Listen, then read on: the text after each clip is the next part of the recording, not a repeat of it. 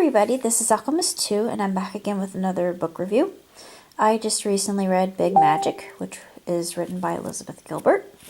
Probably remember Elizabeth from Eat, Pray, Love, which she is most well known for. And this one actually explains the creative process that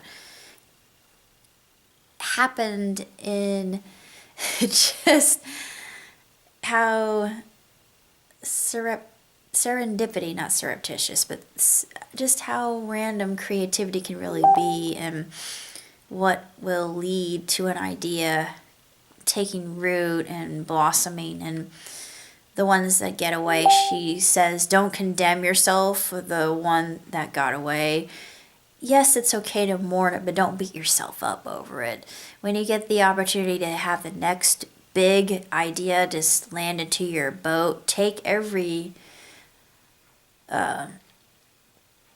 opportunity to seize it and don't let it pass you by. And I thought, yeah, that's true. There's a lot of nuggets of wisdom in how she writes, and just her ability to pierce through the stereotypes of the tormented writer or the tortured writer. She says she doesn't really like that pigeonhole. She doesn't appreciate the fact that the martyr took over the creativity camp when it really should have been the trickster all along. Because the trickster isn't really bothered by petty things. The trickster is a very playful individual. And the martyr is one that says life is pain. Suffering is life is suffering. There's beauty in pain. I'm thinking, oh my God, did I really sound like that? And yeah, I'm a poet, so I am very much aware of this. And I thought, we castigate, we chastise ourselves. And for what? There's no reason for that. It's supposed to be playful. It's supposed to be enjoyable. There's supposed to be passion. And she speaks of this in such an illuminating way that I thought, you know what? I've always had this passion. I've always loved music ever since I was little. I've loved art. I've been drawing since I was 10, and writing and singing and dancing. All of these different things. I have a lot of different tools in my toolbox. I am a Renaissance woman, and it's time to take claim for that. I don't make excuses for it. And a coworker of mine was telling me, and there are quite a few coworkers that have seen my work, and they know that I'm freelance and I do everything without any references. Sometimes I do references, but I work just from the canvas of my mind. And I took an art class that did help me improve. I got perspective over the years. One of my favorite illustrations I did was of Elliot from The Magicians, and it looks so good. I was just so happy. I thought, oh, yes, this is what I want it to look like. This is three-dimensional, and I hadn't done 3 dimensions before. It was difficult. It was very challenging and arduous for me to do it at first, and then I'm getting better at the human form. It's interesting once you start to see how that can be done in shadow, and just you learn how to do it over time. It just takes practice. Like with my piano, that takes practice, and I'm going to relearn how to do that, how to do guitar, and hopefully how to play accordion.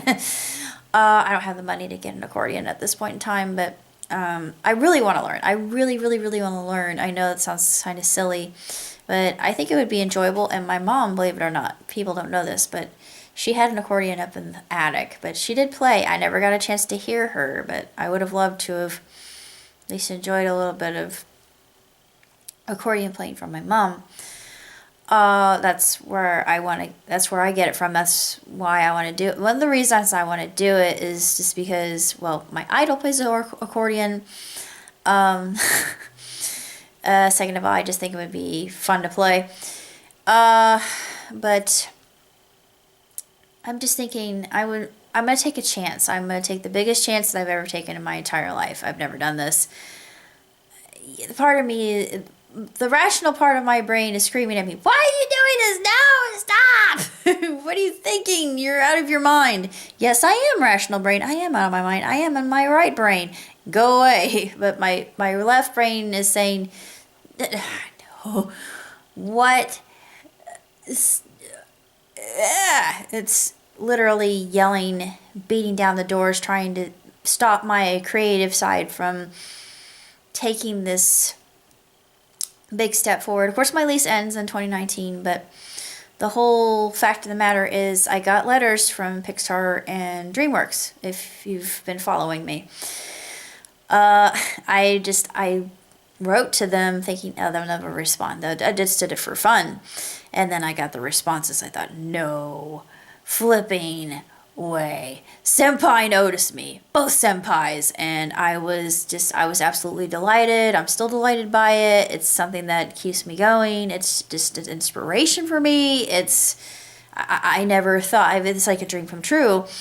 And they were always so very cryptic, and it wasn't really cryptic, but it was more tongue-in-cheek and taunting, as if to say, yeah, you can submit things to us, but you have to work for the company. And I thought, oh, do you realize how amazing and incredible it would be? Just absolutely marvelous and wonderful if I were actually hired on to either one. I would most likely like to go and work for Pixar rather than DreamWorks, because I'm more of a Pixar fan. Sorry. I mean, I love DreamWorks, don't get me wrong, but Pixar's where it's at. Pixar gets all the rewards. I'm weighing the pros and cons here. But yeah, it just, to me, it just seems like this has been calling me. It's been calling me for a long time. And it's funny how destiny sometimes lands itself in your lap without you knowing it. And Big Magic was part of that. And reading the book just opened my eyes. And I thought, I have to do this. I have to do this. And it's, like I said, it's a huge leap. I don't know anybody in California. I have friends in California, but I don't really know anybody in California. And I'm asking for a support group, if I can get a support group. I have an aunt. I have a favorite aunt in Oregon, but I'd love to go to Oregon again. I can't imagine not going to Oregon. I will at some point, but anyways, to make a long story short, I'm going to respond. I'm writing a fan fiction that is something I've always wanted to see happen, because I was looking to see if Elena of Avalor, because I love Elena. I started watching it when it was on, because I like Latin culture. It's something that really intrigues me, even though I'm not Latina. I think it's really, really fascinating. I like the color. I like the music. They're focused on family. They're very family-oriented people. And yeah, I can totally relate to that. I mean, my family was everything. It still is. And we're very closely knit, and we even have extended families where I'm from. And that seems more like an Eastern thing, but that's just the way we did things. That's just how we were, and nobody in our family considered it odd that we did this. Other people thought, what the heck are you doing? But when I said extended family, I meant it, even though we weren't related by blood. I had family members that worked in a Chinese restaurant. Kid not. Anyways, back to the whole Pixar and DreamWorks thing. I'm going to write to them. Elena of Avalor, I'm going to be combining that with Coco, just because Coco's one of my favorite Pixar films of all time now, other than Up and The Incredibles and Toy Story. Good Dinosaur was good. No, it's not Pixar, is it? It's Pixar. It was also very outstanding. I loved The Good Dinosaur. But let's see, yeah. Toy Story, definitely. Up was probably my pinnacle. Ratatouille, also. I adore Ratatouille just because I love food and I love France. And yeah. If I had to pick a favorite, though, it's such a division between Up, Toy Story, The Incredibles, and Ratatouille. I mean, I can't help it. I keep going back to Ratatouille because it's a dream that that Remy has. It's just, it takes a completely unexpected route, and I thought, I am Remy. Oh my God, I am Remy. Same thing with Finding Nemo. It's just, yeah, Nemo's up there too with all that, because it's just such a beautiful story, and the animation is just absolutely stunning. Pixar just blows me away every single time. They don't fail to impress, even with their other work that maybe not quite as good, quite so good, excuse me. I will improve my grammar. But like I said, I'm writing that fan fiction. I'm gonna give them the link in the blogger so they can read it. And I'm thinking of drawing Elena. I don't have a reference for her. I know what she looks like, so I can do it. It'll be my style, but still, it's Elena. Just a little bit more Asian looking. You know, anime inspired.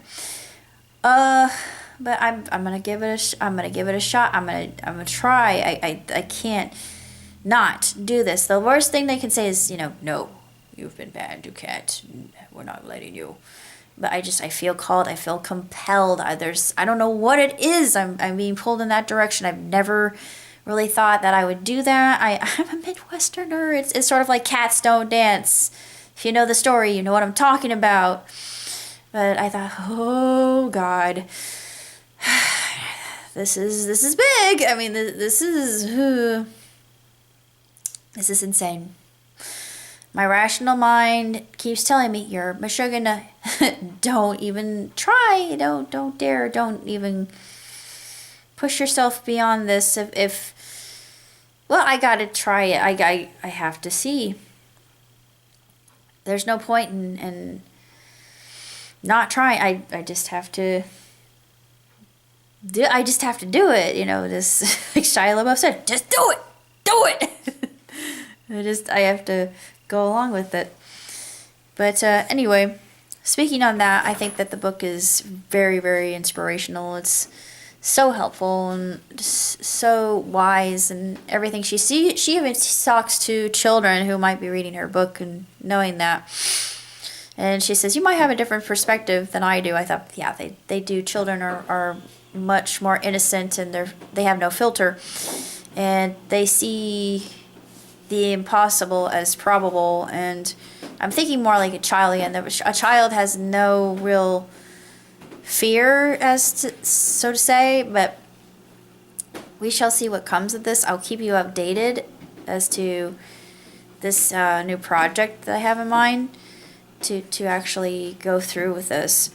I have to do it. There's no other way. So wish me luck. But if you're a fan of Elizabeth, I would definitely read it. It's sensational. It's very encouraging in the way that she writes, and how she uses some very blunt language too. Because she is not one to censor herself when she uses profanity, which normally, you know, I'm not really bothered by it. And it actually helps in this sense, because it's to wake you up. And I'm glad she did that. I'm glad that she didn't walk around not being, you know, in your face and getting down to brass tacks, basically, because you really have to focus on what you really want. And if you're gonna go after a dream like me, you have to. If you are inactive, it's not gonna happen. So I'm gonna try, and here goes nothing. So wish me the best of fortune. Live long, prosper. Ciao, tutti.